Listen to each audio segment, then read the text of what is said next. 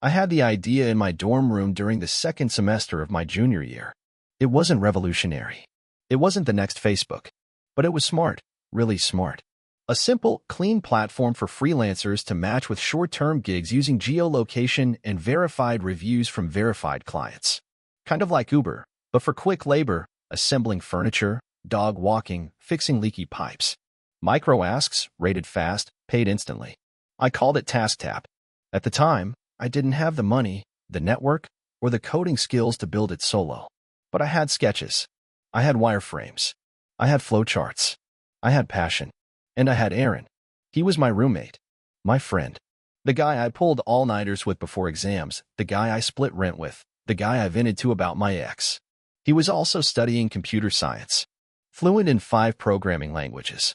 Ambitious, driven, charismatic. I thought we could build it together. So I told him everything. The concept. The business model. The user acquisition plan. The monetization strategy. Even the name. He was blown away. "This is brilliant," he said. Like, actual startup material. We made a deal that night. Verbal, nothing formal. He'd code the MVP. I'd handle the business side, marketing, investor outreach, customer discovery. 2 guys. 1 dream. Partners. For the next few weeks, things moved fast. I worked on pitch decks. He coded. We stayed up late, running user flows and mocking up UI screens. I registered a domain. He set up a GitHub repo. Then, out of nowhere, he ghosted me. Stopped replying to texts. Disappeared from campus. Wouldn't answer calls. At first, I thought maybe something had happened. I messaged his girlfriend. No reply. I went in his part-time job. He'd quit. 3 weeks later, I saw the announcement on Twitter. Aaron Blake launches SwiftTask, a new gig economy platform for microservices. My jaw hit the floor. Same concept. Same features. Same UI mockups. Even the same taglines I brainstormed. The only thing missing? Me. He'd stripped me out of my own idea, repackaged it with a new name, and called it his. I wanted to scream. I wanted to go nuclear. I wanted to out him, sue him, torch everything he'd built. But I didn't. Because I knew something he didn't. He could steal the idea. But he didn't understand the market. He didn't understand the users. He didn't understand why TaskTap would have worked. And I had every intention of showing him exactly how it should have been done. I waited. Not out of fear, but precision. SwiftTask launched to a lot of noise, glossy ads, influencer shoutouts, tech bloggers calling it the next revolution in gig work. Aaron had landed seed funding from a local angel network. $600,000 in backing. I even recognized some of the pitch slides. He hadn't just stolen my idea. He had lifted my entire presentation deck, right down to the color palette. But it was all flash and no substance. Within weeks, early users started complaining. The app was clunky. Payments were delayed. There were fake job postings, spam accounts, broken review systems. Worst of all, no support. Just a contact us form that sent auto-replies. The concept was solid. The execution was garbage. Aaron had no clue what it meant to listen to users. He was coding for investors, not the community. He was pitching to press, not fixing bugs. And the cracks started forming fast. I spent that time wisely, building the real version. I teamed up with a developer I met through Reddit. Smart guy, mid-30s, tired of corporate contracts. I paid him what I could, promised equity, and showed him the original wireframes, the ones I made in the dorm before Aaron ever saw them. He liked the vision. We called it GigPin. I kept it off the radar. No press, no launches, no buzz. Just clean development, real user testing, and a slow rollout in one small city. Austin, Texas. We worked with real freelancers, interviewed them, studied them, built every feature around their actual needs. Fast payouts. Dispute resolution. Verified-only access. Real-time support via chat. Clean UX that didn't feel like a corporate spreadsheet. And it worked. Within 2 months, we had 500 active users. Within 4 months, 5,000. Freelancers were abandoning SwiftTask because they hated it. One Reddit thread said, "GigPin actually feels like it was built by someone who's done freelance work, not some tech bro chasing VC money." I didn't respond, but I smiled. Then I started the quiet phase of my revenge. I bought Google Ads targeting keywords like SwiftTask sucks, SwiftTask late payments, SwiftTask alternatives. The top result? My landing page for GigPin. I found forums where frustrated users vented. I replied carefully. Hey, I had the same issue. Switch to GigPin. Life's been better.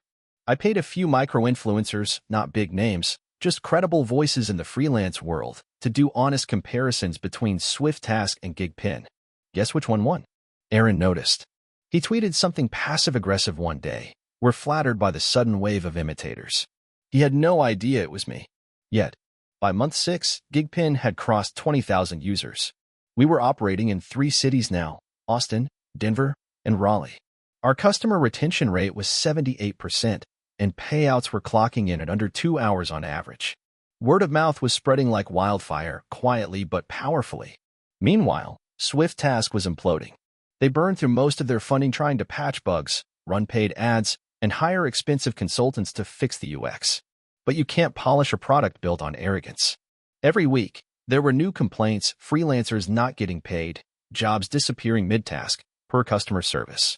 Their Trustpilot rating tanked. I kept screenshots of every 1-star review. Then came the real opportunity. Aaron announced that SwiftTask was seeking a new round of funding, Series A, aiming for $4 million. That's when I made my move. I reached out anonymously to 2 of his major seed investors, pitched them a quiet but highly scalable alternative to SwiftTask. Included screenshots, data charts, engagement metrics. No drama, just numbers. One replied within 48 hours. Wanted a meeting. I showed up in person. When I walked into the glass office space, the investor, an older guy named Martin, looked surprised. You're the founder? He asked. I nodded. The original founder, I said. The one Aaron copied. His face dropped. I walked him through everything. The original sketches from college. The pitch deck timestamps. The GitHub logs that proved I started first. Then I showed him GigPin's real-time dashboard. Active users, job completions, satisfaction metrics, financials. No hype. Just substance. He didn't say much. But 2 weeks later, I got an offer for $2 million in funding. Clean. No strings. And a promise that he wouldn't be participating in SwiftTask Series A. I knew others would follow. Aaron must have felt the shift because 2 weeks after that, I got a text from an unknown number. It was him. All right. I know. Let's talk. I didn't reply. Not yet. Instead, I waited for the annual Gig Economy Expo in Vegas, where both of us were scheduled to speak. He was a headliner. I was part of a rising star startup showcase. He didn't know I was even attending. That was about to change. The Vegas conference was a spectacle, buzzwords flying, venture capitalists circling like sharks, founders practicing their elevator pitches in elevators. SwiftTask had a huge booth right at the front, sleek design, branded hoodies, giant LED screens showing overly polished promo videos. Aaron stood there, surrounded by junior staffers and fake enthusiasm, shaking hands with people who didn't realize they were leaning against a burning building. I stayed in the back. Our booth was modest. A banner, 2 laptops, a couple chairs. No glitz. Just a product that worked. But the word had already started to spread. Freelancers were approaching us saying, "Wait, are you the guys behind GigPin? I heard about you on Discord." One woman said, "You actually helped me get paid when a client ghosted me. That's never happened before." I smiled, thanked them, kept the energy focused. Then came the panel. Aaron was supposed to speak about disrupting the gig space, whatever that means. I was one of the 5 founders on the stage beside him. When he saw me, his entire face changed.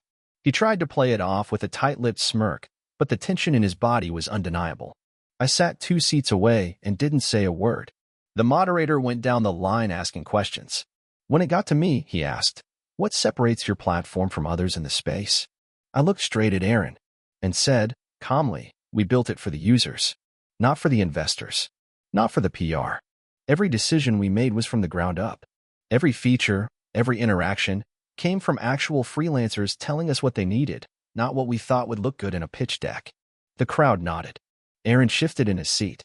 After the panel, I was swarmed by people. Reporters, startup founders, freelancers, investors, all curious, all asking how they could get involved. That night, Aaron finally cornered me in the lobby bar. "You really couldn't let it go?" he asked. "You had to come for me like this?" I looked him dead in the eye. "You didn't just steal my idea," I said. "You stole my voice, my work, my future. All I did was take it back." He scoffed. "You got lucky. The market's big enough for both of us." I leaned in. You don't get it. This was never about market share. It was about proving you're nothing without someone to copy. He didn't have a comeback. Just stood there, blinking, while I walked away.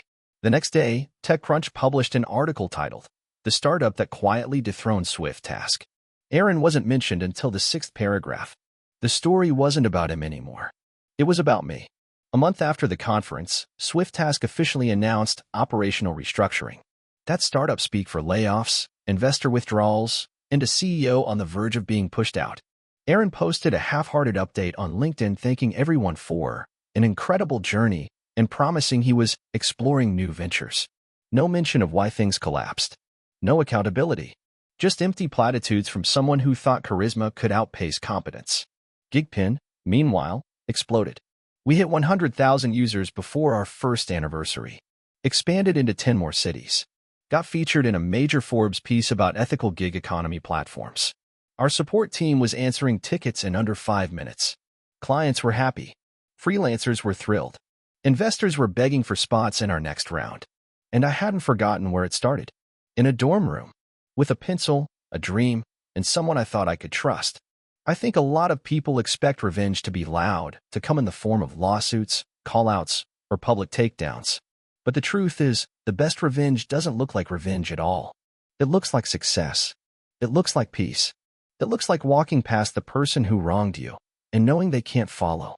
Aaron tried to cut me out of my own future, but he couldn't steal the part of me that actually built it. He never saw the users, never saw the value, never saw me. And now, no one sees him. Gigpin became everything I knew it could be, not because I burned bridges, but because I rebuilt them with better materials, stronger foundations, and people I could actually trust. That's the funny thing about stolen ideas. You can take the blueprint, but if you don't understand the heart behind it, you're just building a hollow house. And it's only a matter of time before it collapses.